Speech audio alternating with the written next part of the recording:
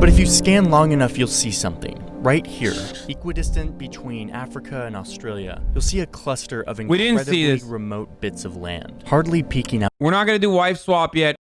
We're gonna watch another. We're gonna watch another island that the United States stole. Okay, so many goddamn things that the U.S. has stolen that I'm like, did we watch this already? Like, nope, didn't. Just kidding. Here's another island out of the ocean.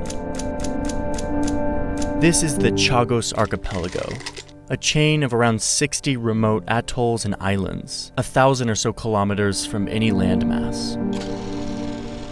There used to be people here, local islanders who lived here for many generations. But those islanders are gone. Damn, that dude was shredded. You love your father, the devil. And today, the main island, called Diego Garcia, looks like this. It's a United States military base, and instead of a local community of coconut farmers, this island is now a little slice of America, transplanted into one of the most remote places on Earth. Hell yeah, baby, Monster Energy. Yet another instance of an island welcoming American culture into their homes. Big mistake.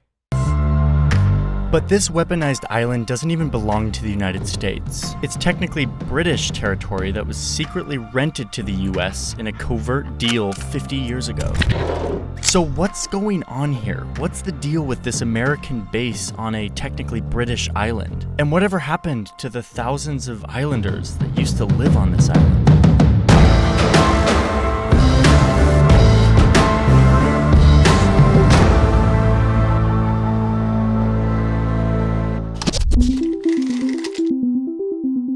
The British gained control of the Chagos Archipelago in 1814, taking it from the French. The few thousand locals that lived in this chain of island mainly worked in coconut.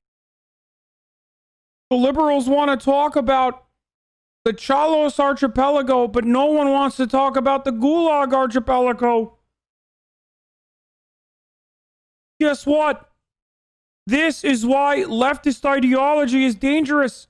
Because neo-Marxist postmodernism goes too far. We know when the right goes too far, it's Nazi Germany. But what about when the left goes too far? Like, for example, telling me I can't say transphobic things.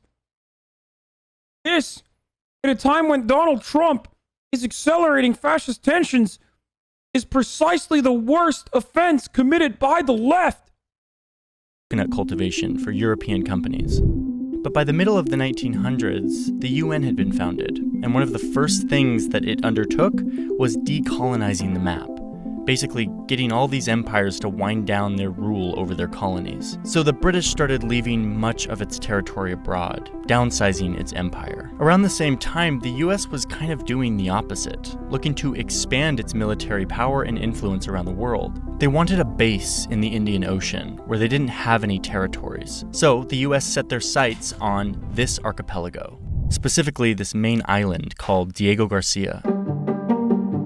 All of these islands were a part of Mauritius, which was a British colony at the time. But Mauritius was soon becoming independent from Britain, part of this decolonizing of the map. Britain would soon be giving these islands back to the people who lived there. So the US made a secret deal with their allies, the British. At the time, the British owed the United States a bunch of money for helping them develop these submarine missiles. So the US said that they would wipe out $14 million worth of that debt if the British could secure them this island.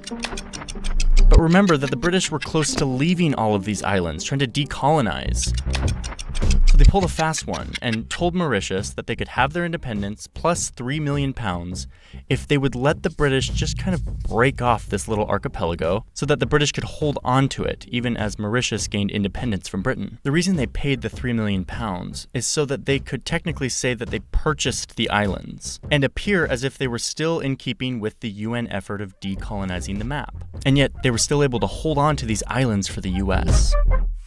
The US and the UK didn't sign any treaties or formally transfer any money during this process. All of that would require congressional approval and public scrutiny and all of these things that would probably make it not possible. So instead, they kept the deal secret, like literally secret. Like in the letters that they wrote back and forth, they said, quote, "There is a secret agreement," and that the US would, quote, "effectively but indirectly pay the British for these islands," meaning there was no money changing hands, but they still paid them by wiping out the debt, and that they would be taking, quote, "special measures to maintain the secrecy of this arrangement."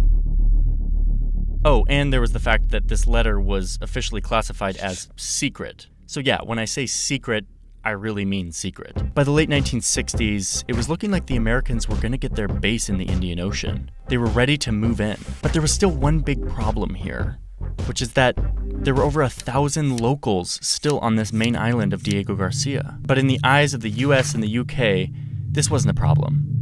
In a government memo, the British assured the Americans that there will be no indigenous population except the seagulls. And indeed, they made good on their promise. What the fuck? The locals were herded onto cargo ships and shipped off to the islands of Mauritius and the Seychelles. And they were left there, in a world that many of them had never seen before, to fend for themselves. Many had never worked outside of their island. They had no skills or no way of getting work. Back on the island, their pets were rounded up and gassed. Their houses left to crumble. This is where white Americans be like, "What? Not the pets? How fucking dare you?" Listen. Mass exodus of black people from one island to another is one thing. But gassing the fucking pets, dude? Too far, America. Too fucking far. Indigenous population was gone. And then the building began. The US now had their base in the middle of the Indian Ocean, giving them direct access to big regional hotspots like the Middle East and Asia. Diego Garcia became more and more militarized with time. Soon it had a deep-sea port where nuclear submarines could dock, and it soon took on the nickname the Footprint of Freedom. And yet, with time, it became more and more secretive. No journalists are allowed to visit Diego Garcia. Few civilians have ever arrived here. And among those civilians, by the way, are NFL cheerleaders who came to boost morale of the troops. The island was also used as a CIA black site. Hell yeah, brother. Island's gotten a lot better if you ask me.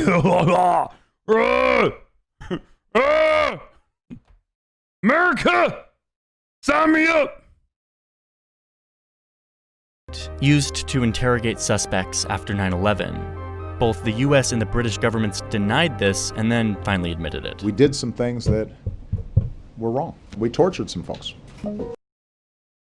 Listen, brother, if you're gonna put a black site, at least you could do it putting on an island, you know what I'm saying? Hey, those military operatives are engaging in covert tactics, and let me tell you something. When they're tactically waterboard, when they're engaging in enhanced interrogation, after a long day of waterboarding torture, enhanced interrogation, what they have to do is, of course, stare down the beautiful island that is empty now. They have to do it, folks. This way they get to avoid PTSD. Obama's accent? It didn't happen under Obama. It happened under George W. Bush. I'm just doing a chud accent, though.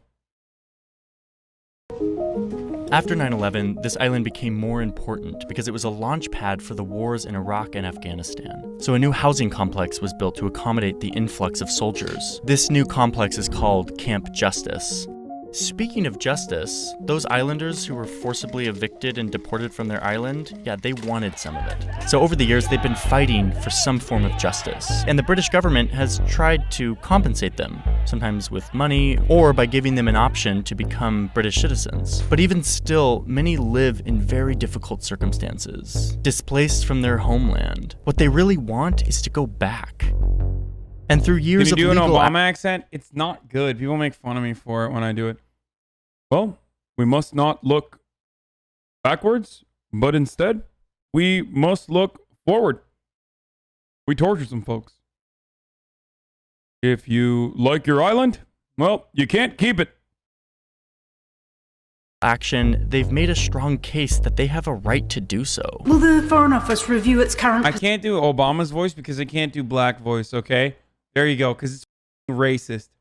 You guys are racist for asking me to do it. Just like Pete Buttigieg was racist for doing it. Yeah. Exactly. Do Obama's voice. Do Obama's voice. Racists. I can't even say it. The Diego Garcians didn't build that. You see this military? You see this military base? The Diego Garcians didn't build that. Oh, that's so. Knows it's bad, does it anyways, my hero. Oh yeah, no. I mean, I know most of my accents are bad. I still do it. The Aussie one is truly spot on. Thank you, dude. Thank you. Position on the Chagos Islanders, who should be granted immediately the right to repatriation in their home. We are currently in dispute with Mauritius about the issue of the Chagosian Islanders and about... I hate his speech patterns. Like, I hate... As soon as I heard it, I was like, oh, God. Oh, of course, you know, we're currently in dispute and, you know, I'm Boris Johnson and we're going to get our passports back, of course, and it's Brexit time. Diego Garcia. Remember all those hate indirect payments and loopholes that the British and US pulled during decolonization? That stuff that they made very clear was very, very secret. Well, last year, the International Court of Justice ruled that this was totally illegal and not in compliance with the process of decolonizing. The General Assembly of the LOL! As if the International Court of Justice has any power over the United States of America, dude. Are you kidding me, dude? LOL. UN voted 116 to 6 that the UK never decolonized Mauritius because they held on to this archipelago and called for them to immediately finish the process of returning the archipelago to the people who lived there. But despite these legal rulings and this global consensus, the US and the UK aren't likely to budge. The UK continues to defend its claim to this island, and as long as they do, the US military will have a home there. Like, even if the UK is like, all right, well, we've decided, and we are going to give back the island to the indigenous population. Okay, what's gonna happen? Is America gonna fucking comply? Oh, yeah. Oh, we built a fucking black site, a CIA black site / multi-million-dollar military base in an area that we deem is tactically appropriate for us. Yeah, that's what, you think they're gonna give it back? Are you fucking kidding me? No way, dude. Absolutely no fucking way. Okay, billions of dollars that they've dumped into it. No way. I don't give a fuck. What, for 1,000 indigenous people? Good luck. It's a big base. Yeah. This country, we're doing our best to ensure that we are as humane as we can possibly be.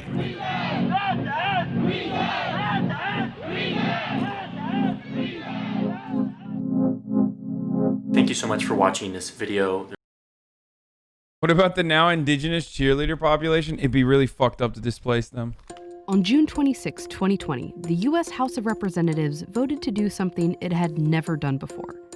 It passed a bill to create the 51st state by giving the U.S. capital, Washington, D.C., statehood. Why is he wearing a coat indoors? Oh my God. Oh There's so much more information on God. Oh my fucking God. You're right.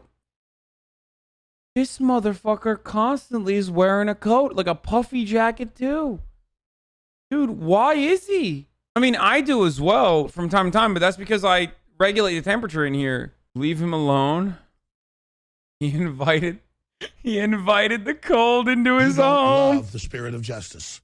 You love your father, the You know, devil. I grew up in the mountains of northern Mexico, also known by Americans as Oregon. And in those North Mexican mountains, sorry, I used my imperialist language for a second. I meant North Mexican mountains. I learned to live with the cold.